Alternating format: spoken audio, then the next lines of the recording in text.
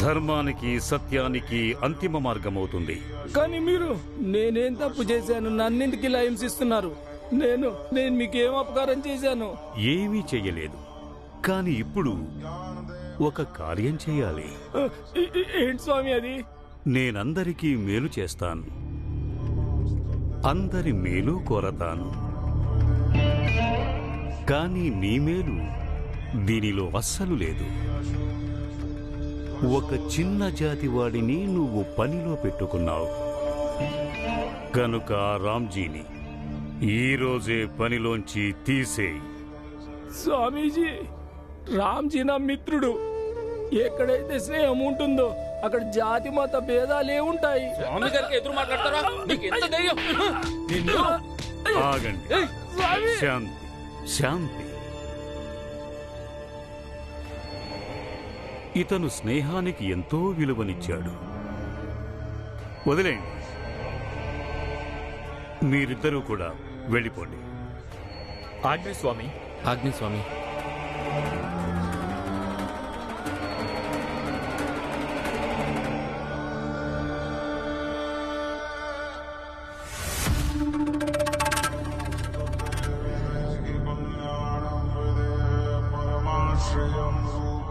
నేను సర్వజ్ఞుడను, అన్నీ నాకు తెలుసు.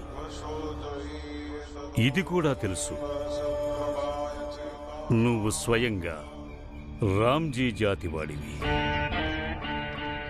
నీ అసలు జాతిని దాచిపెట్టి పెద్ద జాతివాడివని చెప్పి ఇక్కడుంటున్నావు, వ్యాపారాలు చేస్తున్నావు. చుట్టుపక్కల వాళ్ళెవ్వరికీ ఈ విషయం గురించి ఎంతమాత్రం తెలియదు. కానీ నేనెవ్వరికీ చెప్పను, అది కూడా మా మాట వింటేనే. వినలేదనుకో, ఇక నువ్వే ఊహించుకో. ఒకవేళ నీ నిజస్వరూపం ఈ జనాలకి తెలిసిందనుకో, ఏమవుతుందో తెలుసా? నీ ఈ వ్యాపారం, నువ్వు ఏమవుతారు? నీతో పాటు నీ కుటుంబం ఏమవుతుంది?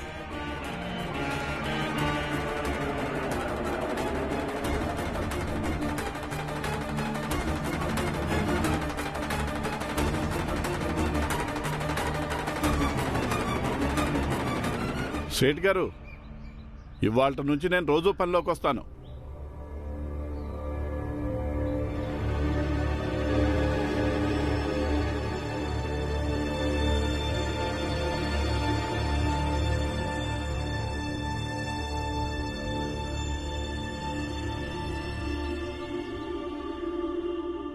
సేట్ గారు,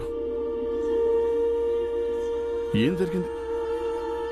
ఇదంతా ఎవరు చేశారు? చెప్పండి చెప్పండి సేట్ గారు, ఏం జరిగింది?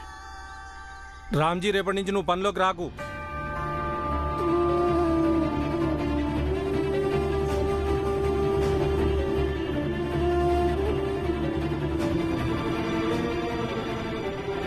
ఏం జరిగింది సేట్ గారు? ఏం జరిగిందో చెప్పండి చెప్పండి. రామ్జీ, ఈ రోజు నుంచి నీకు నాకు ఏ సంబంధం లేదు. ఇక్కడి నుంచి వెళ్ళిపో, వేరేదైనా పని వెతుక్కో. ఇదేమైనా ధర్మసత్రమా ఏంటి? నీ ఇష్టం వచ్చినప్పుడు రావడానికి, నీ ఇష్టం వచ్చినప్పుడు వెళ్ళడానికి.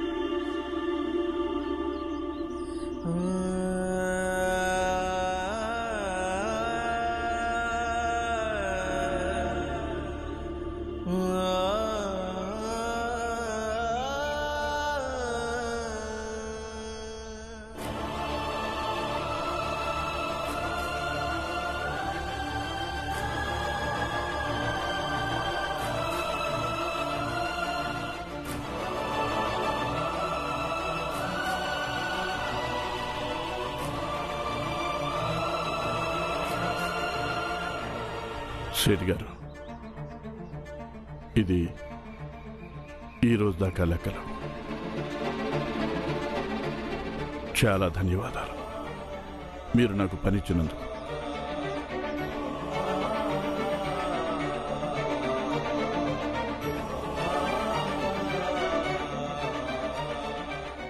చూడండి సేట్ గారు, ఈ చెల్లాచెదురైన వస్తువుల వెనక ఏదైతే కారణం ఉందో అది నేను అంచనా వేయగలను. అందుకని నా మనసులో మీ మీద ఎలాంటి ఆక్షేపణ లేదు, ఇక ముందు కూడా ఉండదు. ఒకవేళ నా వల్ల ఏదైనా తప్పు జరుగుంటే నన్ను క్షమించండి.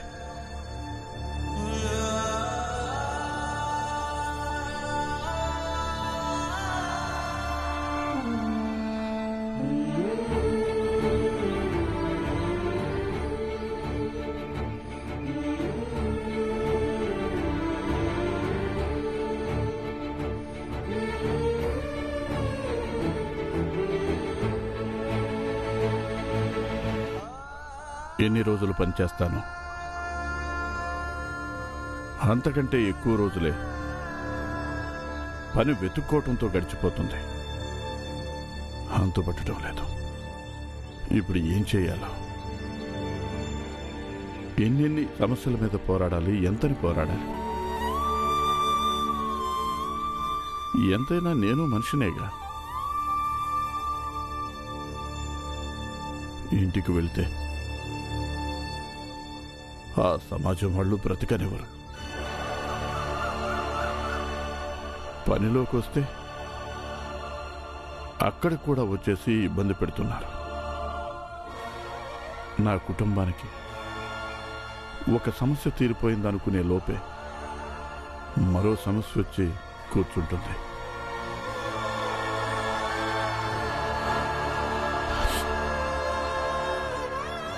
అసలు ఈ సతారాన్ని వదిలేస్తాను.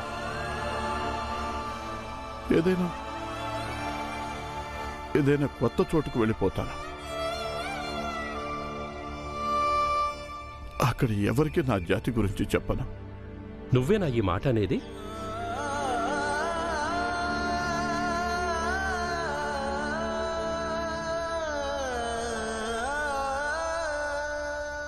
మరేం చేయను. నాకిష్టం లేదు నా పిల్లలందరూ ఈ జాతి పోరాటంలో వాళ్ళ బాల్యాన్ని కోల్పోవడం. సుదీర్ఘ పోరాటం కొన్నిసార్లు సర్వస్వాన్ని లాగేసుకుంటుంది. ఈ సమస్యలన్నిటి వల్ల నా కొడుకు భీమ్ తన లక్ష్యం నుంచి మళ్ళీపోతాడేమో. బాలా, ఆనంద్ ఇద్దరు వాళ్ళ బ్రతుకు తెరువు గురించి, భవిష్యత్తు గురించి ఆలోచించడం మానేస్తారేమో. ఫకీరుని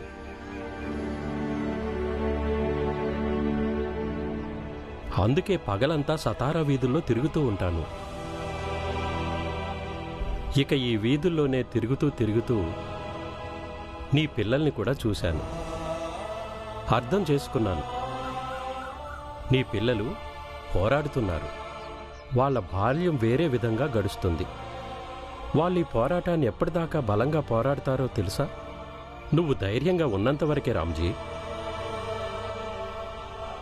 ఇది కూడా తెలుసు నువ్వు కబీర్ని నమ్ముతావని. ఇలాంటి సమయంలో కబీర్ పాటలు ఇంకా భక్త తుకారాం భజనలు ధైర్యం పెరగడానికి, ముందడుగు వేయడానికి సహకరిస్తాయి.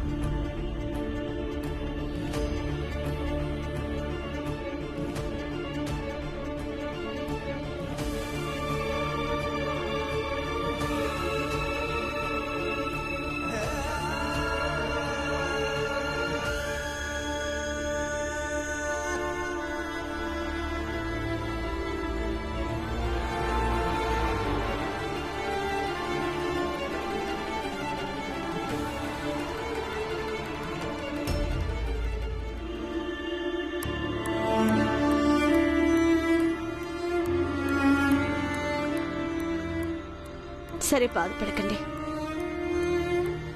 ఇది కాకపోతే మీకు వేరే పని దొరుకుతుందిలేండి.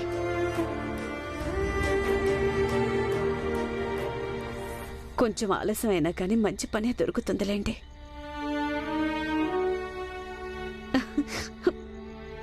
జీతం దేముదలే, ఎక్కువ వచ్చినా తక్కువ వచ్చినా ఏదో విధంగా సర్దుకోవచ్చు. మనందరం తక్కువ ఖర్చులతో గడిపేద్దాం.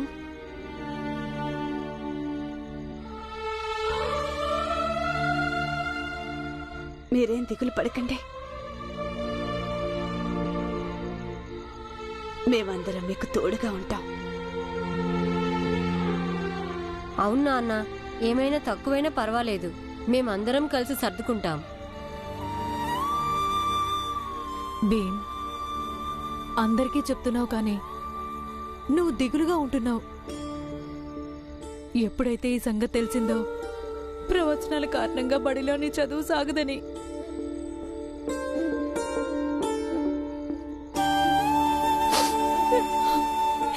భీమ్ నువ్వు కూడా అర్థం చేసుకో.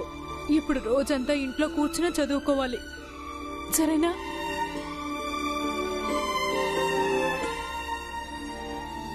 అవును భీమా, ఇప్పుడు కొన్ని రోజులు ఇంట్లోనే చదువుకోవాలి.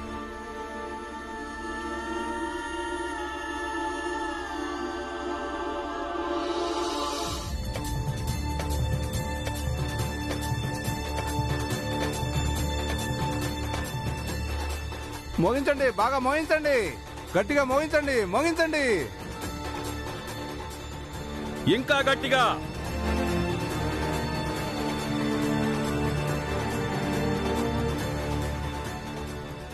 ఇంకా గట్టిగా వాయించండి బాబు, ఇంకా గట్టిగా.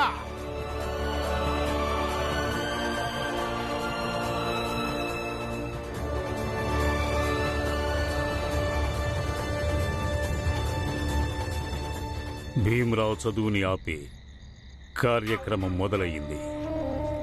వాళ్ళని బలహీనపరిచే కార్యక్రమం. అయినా పోరాటాలు చేయటం, త్యాగాలు చేయటం చాలా ఇష్టంగా ఆ కుటుంబానికి. అది కూడా చూద్దాం. పోరాటం చేస్తూ చేస్తూ ఆ కుటుంబం ఎలా నాశనమైపోతుందో. చదువుకుని ప్రవచనాలు వల్లిద్దువుగాని మేం కూడా చూస్తాం నువ్వు ఎలా చదువుకుంటావు. శాంతి శాంతి శాంతం. ఇక నుంచి రోజు పగలు విద్యాలయంలో ప్రవచనాలు, ఇక రోజు రాత్రిళ్ళు మన ఊరిలోని వీధులు అన్నిట్లో బాజా వాయించడం జరుగుతుంది. ఇది స్వామీజీ గారి ఆదేశం. ఎందుకంటే దుష్ట శక్తులు మనకి దూరంగా ఉండాలని. చెప్పండి సర్వజ్ఞ స్వామికి వాయించండి, గట్టిగా వాయించండి.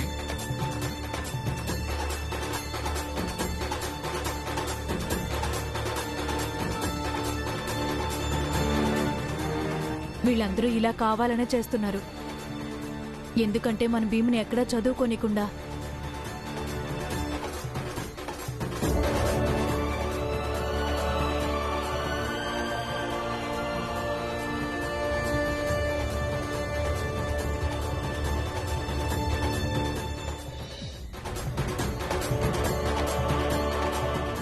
పదండి బాబు.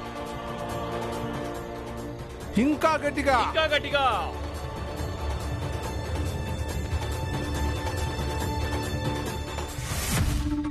స్వామి, ఈ ఊరు వాళ్ళంతా భీమ్రావ్ ఇంకా రామ్జీలను చూసి బాగా భయపడతారు. నేను మీ వెంట చాలా ఊళ్ళు తిరిగాను, రకరకాల మనుషుల్ని కూడా చూశాను, కానీ ఇక్కడున్నంత పిరికి వాళ్ళని ఎక్కడా చూడలేదు. లేదు, ఈ మనుషులు, ఈ సమాజం పిరికివాళ్ళు కాదు.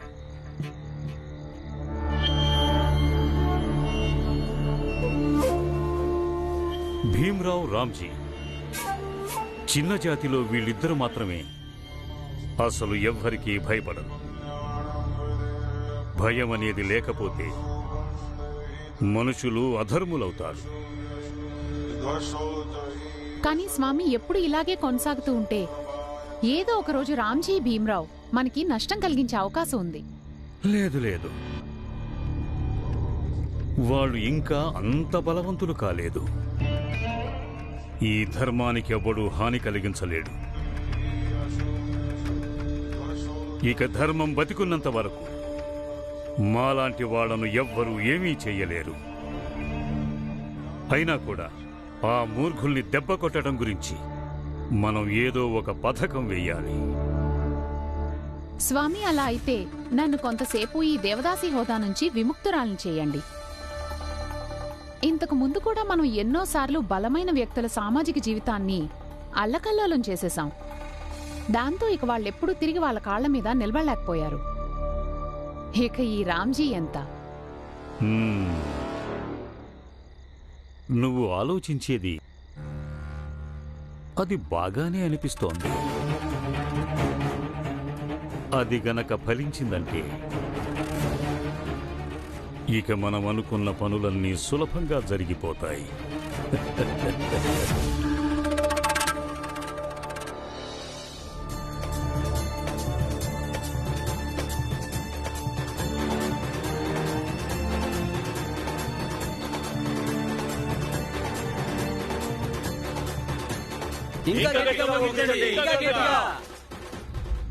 నమ్మకం కుదిరింది. చదువుకు ఇంత శక్తి ఉంటుంది కాబోలు. అందుకే వీళ్ళందరూ భీమ్రావ్ చదువుకి ఆటంకం కలిగించడానికి అన్ని విధాలుగా ప్రయత్నిస్తున్నారు. కానీ నేను ఎలాగైనా చదువుకుంటాను. ఈ గోల్లోనే చదువుకుంటాను. వీళ్ళని రోజు ఇలాగే చేసుకొనివ్వండి. నేను కూడా అలవాటు చేసుకుంటాను ఇలాగే చదువుకోవడం.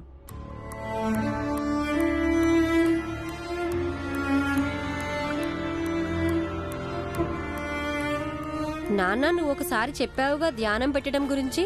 ఏకాగ్రతగా ధ్యానం చేయటం వల్ల మనసు ఒకే దాని మీద కేంద్రీకరించగలమని. మనం అనుకున్న దాని మీద. మళ్ళీ ఇంకొకసారి చెప్పు నాన్న నాకు. భీంబాబు, ధ్యానం అంటే ఒక రకంగా మనకి ఆత్మవిశ్వాసం పెరగడం అనుకో. ఈ లోకం మొత్తం కేవలం నువ్వు ఇంకా ఆ వస్తువులే ఉండాలి. దేని మీద నీ దృష్టి ఉండదో నీ చుట్టుపక్కల ఎలాంటి వస్తువులు ఉండవు. నీ చుట్టుపక్కల ఎలాంటి ప్రపంచము ఉండదు. నీ చుట్టుపక్కల ఎలాంటి వ్యక్తులు ఉండరు. శబ్దాలుండవు, సమస్యలుండవు. అంతే. ఇలాంటి స్థితికి నువ్వు నీ మైండ్ని తీసుకెళ్లాల్సి ఉంటుంది. ఏ రోజైతే, ఏ క్షణమైతే అలాంటి జ్ఞానం నీకు వస్తుందో అప్పుడు ప్రపంచం మొత్తం ఏకమై నీ ముందు నిలబడి అరిచినా సరే నీ ఏకాగ్రతకి భంగం కలగదు. ఎందుకంటే అదేమీ నీకు వినిపించదు. అప్పుడు నువ్వు ఏకాగ్రత చిత్తంతో చదువుకుంటావు.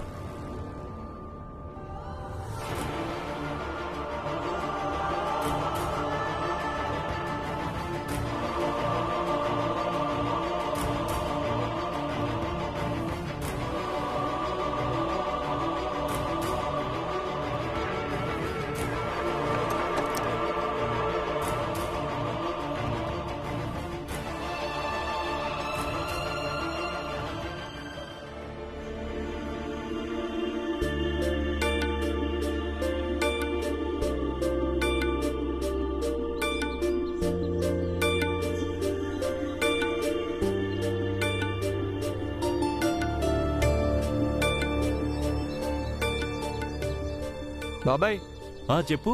ఇంకా టాంగా వాళ్ళు గాని వేరే వాళ్ళు గాని ఎవ్వరు కనిపించడం లేదు. ఏమైంది? ఇంకా కొన్ని నెలలు టాంగాలు కనిపించవు బాబు.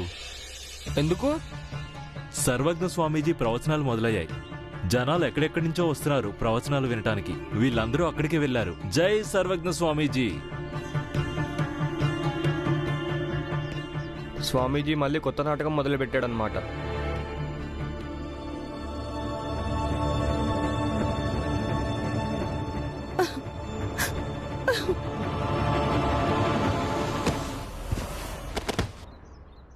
చూసి వెళ్ళలేరా?